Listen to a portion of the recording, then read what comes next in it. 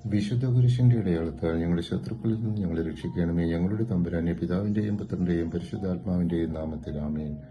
മിക്ക 4-ാം അധ്യായം പ്രത്യാശയും സമാധാനവും നിറഞ്ഞ പ്രവചനങ്ങളാണ്. ഭാവിയിൽ യഹോവയുടെ ആലയ പർവ്വതം എല്ലാ പർവ്വതങ്ങൾക്കും മീതെ ഉയർന്നിരിക്കും.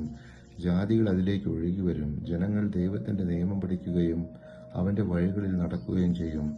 ദൈവം ജാതികളുടെ ഇടയിൽ ന്യായം വിധിക്കും. അവർ ഇനി യുദ്ധം പഠിക്കുകയില്ല.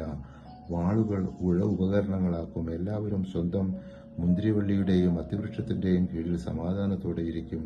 ഇസ്രായേലിന്റെ ശേഷിപ്പിനെ ദൈവം കൂട്ടിച്ചേർത്ത് അവരെ ശക്തിയോടെ നയിക്കും. സിയോൻ വീണ്ടും രാജാധിപത്യത്തിന്റെ കേന്ദ്രമാകും. യഹോവ അവരെ നിത്യമായി ഭരിക്കും.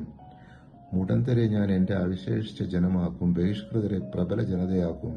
അന്നു മുതൽ എന്നേക്കും സിയോൻ മലയിൽ കർത്താവ് അവരുടെ മേൽ വാഴും. മിക്ക 4-ാം അധ്യായം 7-ാം തിരുവചനം.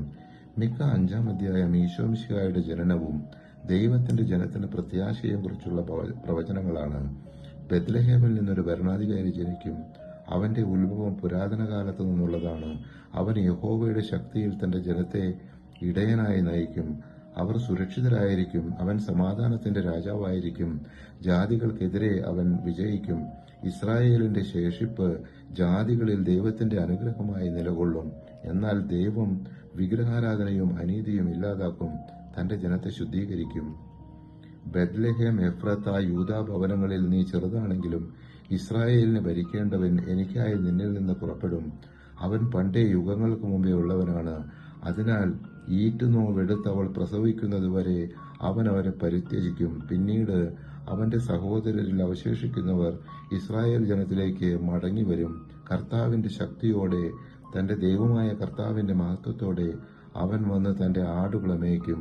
ഭൂമിയുടെ അതിർത്തിയോളം അവൻ പ്രതാപവാനാകയാൽ അവർ സുരക്ഷിതരായി വസിക്കും. മിക്ക 5-ാം അധ്യായം 2 മുതൽ 4 വരെയുള്ള തിരുവചനങ്ങൾ. പരിശുദ്ധാത്മാവെ, തിരുവചനത്തിന്റെ അനന്തശക്തിയാൽ ആത്മാവിന്റെ ബലങ്ങളും ദാനങ്ങളും നൽകി തീക്ഷ്ണതയാൽ ഞങ്ങളെ ജ്വലിപ്പിക്കണമേ. ആമേൻ.